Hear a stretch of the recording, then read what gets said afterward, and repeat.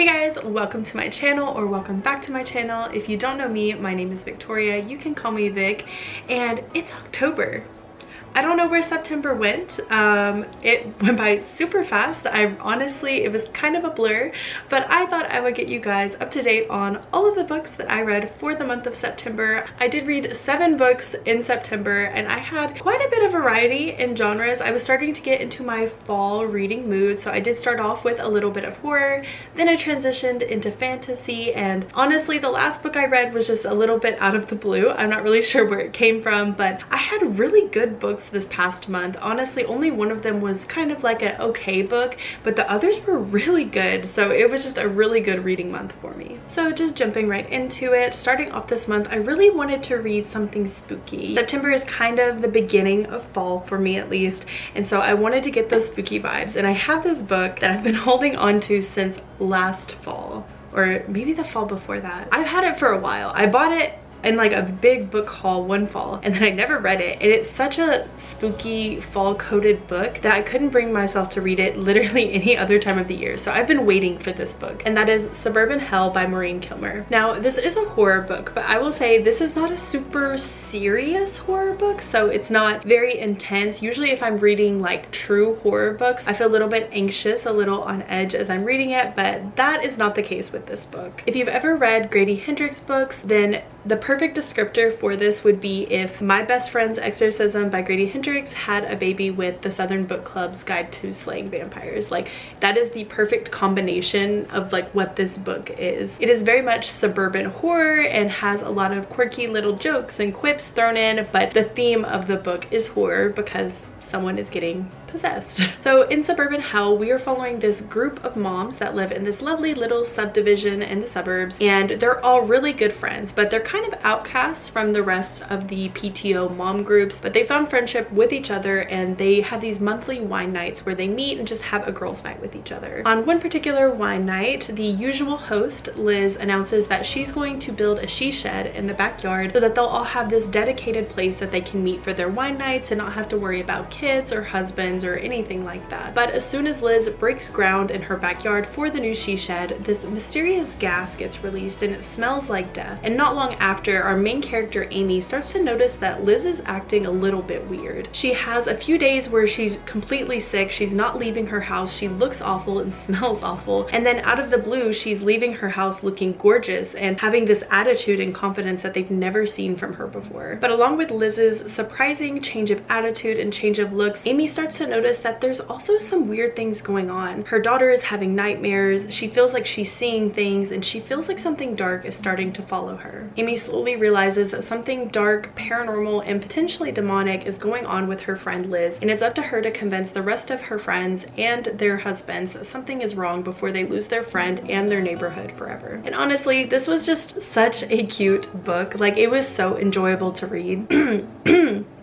What was that? This was such a cute, enjoyable book. It was honestly so easy to read and just very light. Even though it's a horror book, it just felt very light. But I will say, this was not a spectacular book. It wasn't anything out of the ordinary, anything super special. I feel like if you've read Grady Hendrix books, or if you've read more campy horror books, then it's going to be really familiar to you. The plot is pretty easy to figure out. There wasn't anything too surprising going on. It was a very predictable book, but also entertaining. So I won't say this is a 5-star or anything like that. I actually gave it a 3.5 star. It's easy to read, it's enjoyable to read, but if you're super picky about the books that you read, or if you have limited time to read books, I might skip this one. I really would just recommend this to people that are either trying to ease themselves into the horror genre, or if you're looking for something that's just really cute, really entertaining. And honestly, I think if you are a mom, or if you live that suburban life, then you probably would enjoy this. I feel like maybe I just had a bit more trouble relating to the characters since I'm not a mom and I live in an apartment complex.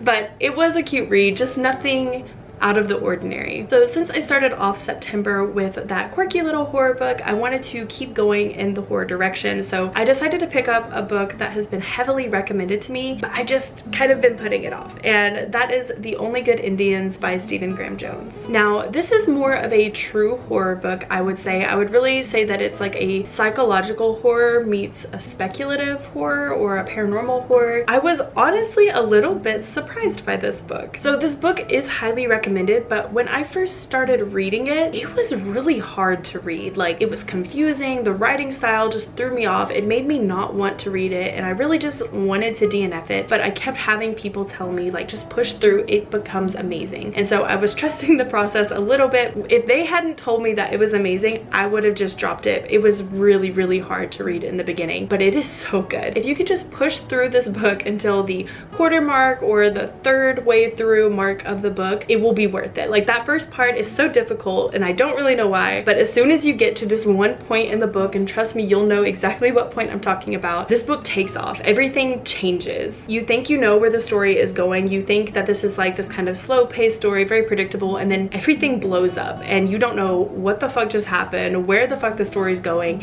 and it just changes directions and so much happens so quickly. I will say I highly recommend looking at trigger warnings for this book, just because it does not hold back on graphic descriptions or violence or chaos, and so definitely look at those if you are sensitive, because this book could be upsetting to some people. I could see that. So in this book, we are following these 4 friends that all grew up on this Native American reservation, and when they were teenagers, they had this very traumatic, haunting incident with this herd of elk while they were hunting that's kind of followed them and left them all feeling a little bit uneasy. Even as the years go on and the friends start to grow apart and even 2 of them leave the reservation, the darkness of this incident continues to follow them, and by the time they realize the seriousness of their haunting, it will be too late. And I know that's a very ominous and very vague description of this book, but I honestly just recommend you going in as blind as possible. I really didn't completely understand the plot of the story when I was first reading it, and when you first start reading the book, you'll also still be a little bit confused on what happened, but just go in blind, push through to that like quarter mark, and just trust the process, because this book was just so surprising, just so surprising. Even though I knew that people were heavily recommending it, it just did not go the direction that I thought it was going to go at all. It took me by surprise. I was thoroughly creeped out the entire book and on edge for most of the book, and it was just such a good horror book. This was a 4-star read for me. It would have been 5 stars if it wasn't for that first part at the beginning that just made me want to put it down, but it was such a good book. It just left me reeling and trying to understand what I just read. It was just such a good book. All right, so this next book, I have been putting off reading it. I've owned it for several months. It has been getting recommended to me over and over for several months, and because it was so hyped up, I was avoiding it, because I always get worried that I'm going to be disappointed when I read a book that is this hyped up, and that is Fourth Wing by Rebecca Yarros. And I know if you're on BookTube or BookTok, this book has been shoved in your face numerous amounts of times, I would guess, and it has been shoved in my face just as many times, I assure you. But this book is highly rated and very well deserved of the rating. It is such a good book, and part of me regrets waiting so long to read this, because it gave me that same endorphin rush that ACOTAR gave me, and I don't say that lightly, because I haven't really felt that same rush since finishing ACOTAR, but this did it. This gave me the same rush. But I will also say part of me is glad that I waited so late to read it, because now I only have to wait about a month for the sequel to come out. The sequel does come out in early November, and if I had read this when people were originally recommending it to me, I would have had to wait a very long time. So part of me is happy that I waited, but part of me is also kind of sad, because I could have been enjoying this world for so much longer, but I'm glad to be part of it now. So this is a fantasy romance book. This book follows our main character, 20-year-old Violet Sorengale, and she is joining hundreds of candidates to become one of the elite dragon riders of Navarre. Now, she never expected to find herself in this position or in this place in life. She's actually been training pretty much all of her life to become a scribe, but her mother has insisted that she become a dragon rider, and she can't really say no, especially since her mother is a commanding general. And unfortunately, her mother doesn't seem to care that she is unprepared and severely out of shape, not to mention that she's been ill most of her life and is in general smaller and weaker than most people. And with few dragons willing to bond with humans and pretty much no dragons willing to bond to weak humans, the competition is fierce, and most candidates are more likely to kill the competition than to risk not bonding. And no one has more reason to want Violet dead than Xaden Riorson, who is the Fourth Wing's wing leader, who also just so happens to be the son of the rebel leader that Violet's mother had killed. Violet has to fight to survive each challenge and each night to be a dragon rider, even as the war outside the kingdom grows more deadly, and as Violet begins to suspect that their leadership might be keeping secrets from them. If you like ACOTAR, you'll like this. If you like fantasy, you'll like this. If you like dragons, you will like this. If you honestly just enjoy a good plot, a good story, you will like this. It is such a good book. It is not overhyped. It deserves all of the hype. It is such a good book. And book 2 is on the way in November, so if you're worried about having to read a book, fall in love with it, and wait, the next book is almost out. You can pre-order it. I pre-ordered it. It is so good, and I am very much ready for the next book and for the rest of the series. It is just so deserving of all of the hype. It is amazing. This was absolutely a 5-star read, no doubt. A 5-star. So after reading Fourth Wing, I was definitely on a fantasy kick, and I was looking for something to keep that endorphin rush going. So I turned to The Serpent and the Wings of Night by Carissa Broadbent. So I've heard of this book before. I've seen it recommended on TikTok, but I was originally turned off because of the premise of vampires, which sounds weird, but at the time I just wasn't in the mood for vampires. I was wanting more fae because that's, you know, what ACOTAR had brought into my life, and that's what I was wanting more of. But since then, I have definitely become re-obsessed with vampires, just like my 12-year-old self with Twilight, and so I came running back to this book with open arms, just ready for it. And I honestly have no regrets. This is such a good book. It is a fantasy romance book, but I will say the setting of this book feels a lot darker than ACOTAR or Fourth Wing. In this book, we are following our main character, Araya, who is the adopted human daughter of the Nightborn vampire king. And for Araya, it's not easy being a very fragile human in a world that's dominated by these ruthless vampires, so she's really had to carve a space for herself out in this world. And the only way for Araya to ensure that she won't eventually become prey is for her to enter the Kajari, a tournament held by the goddess of death that leaves room for only one victor. And the final victor's prize will be to have a wish of their choosing granted by the goddess of death. But with the rest of the competition consisting of vampires from all 3 houses within the kingdom, Araya has no room for mistakes, and she's forced into an alliance with a ruthless, mysterious vampire that she can't help but feel drawn to, even though he's an enemy to her father's throne. Unfortunately, there's no room for compassion in the Kajari, and even though Araya is tempted by this attraction, she knows better than anyone that there's nothing more dangerous than love in their kingdom. So I read this book and the sequel, The Ashes and the Star-Cursed King, and they were both 4-star reads for me. I really enjoyed reading this duology. It was so enjoyable, and I really loved the characters. I will say, for the first book, one of the things that I didn't like was when you first start reading it, the world building was just very confusing. I found myself not really sure what was going on or how things worked, and eventually I was able to figure it out as the book went on, but I feel like the way that it was presented in the beginning of the book was just very confusing. I will say the plot twist at the end of the first book took me completely by surprise and had me dying and tearing up, but for the second book, and I won't say too much because I don't want to spoil anything,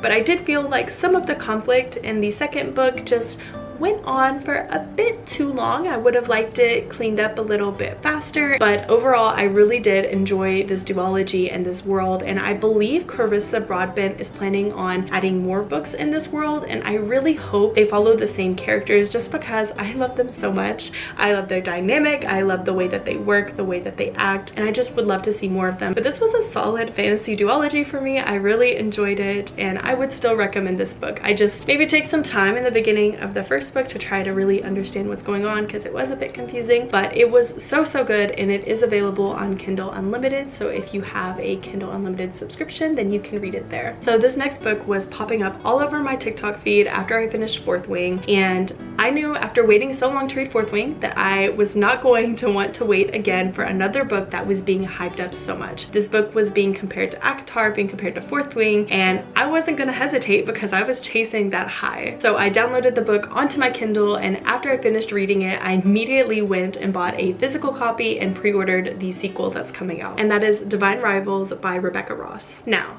starting off, I will say Divine Rivals was marketed to me as this ACOTAR level fantasy romance book, and that it's on the same level as ACOTAR and Fourth Wing, and I will say I kind of disagree with that. So this was a 5-star read for me, but I don't think it's fair to compare this book to ACOTAR or Fourth Wing, or to recommend it so strongly and so tied to ACOTAR and Fourth Wing, because this is a very different type of fantasy book. And I'm not saying that it's bad or anything like that. For me, this is an amazing book. Like, it is a 5-star read for me. I was crying, I was kicking my feet in the air. I loved the dynamics and the relationships in this book, but the world building, the setting of the book is just vastly different than these other fantasy romance books that I feel like it's getting compared to, and I don't want anyone to go into this book having this expectation and then giving it a lower rating because it's not the type of fantasy they were expecting or wanting. So in Divine Rivals, we are in a world setting that's very similar to our own, but in an earlier time. So maybe more similar to like a World War I, World War II era, like that kind of time. So setting wise, technology wise, World War I, World War II. But in this world, they know that gods exist, and these gods have interacted with humans previously,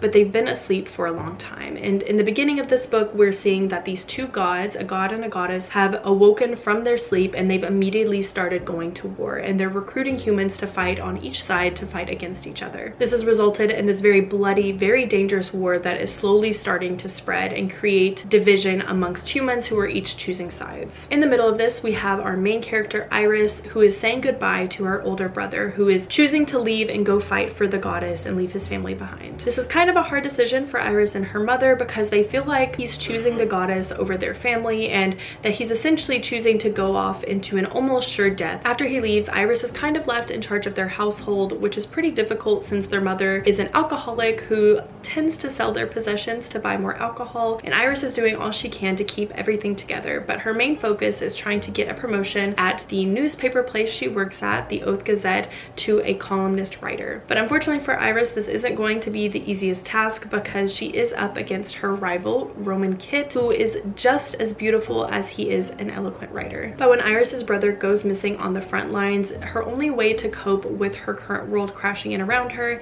is to type her brother these letters, and she decides to just put them in her wardrobe where no one will find them, but to her surprise, the letters start to disappear. She doesn't really know where they go, but part of her is hoping that they're somehow making it to where her brother is and he's able to read her words. But after a while, she realizes that she's not been talking to her brother, but this mysterious stranger. And unbeknownst to Iris, this mysterious stranger just so happens to also be her work rival, Roman Kit. They end up forging a bond through their letter writing that follows them all the way to the front lines of the war and beyond. This book is good, but as you can see, the setting's a bit different. I will say, when you're reading this book, you can't always tell it's a fantasy book. Sometimes it just feels like you're reading this historical romance that's set during a time of war, and it's these tiny elements that kind of bring you in to remember it's technically a fantasy book. And I think the fantasy element will get stronger in the second book that comes out in December, but that's why I wanted to kind of separate it from ACOTAR and Fourth Wing, because it does not have this very strong fantasy world building, which if you struggle with fantasy because it's hard for you to understand really complex world building, you would probably love this because it really does feel just like a historical fiction novel. It's very easy to understand how everything works. The magical elements that are present are super easy to understand, and honestly, I just want everyone to give this book a fair chance because it is such a good book. I read this book all in one sitting. I stayed up late at night reading it. I was giggling, I was crying. I adore the relationship in this book, and I am so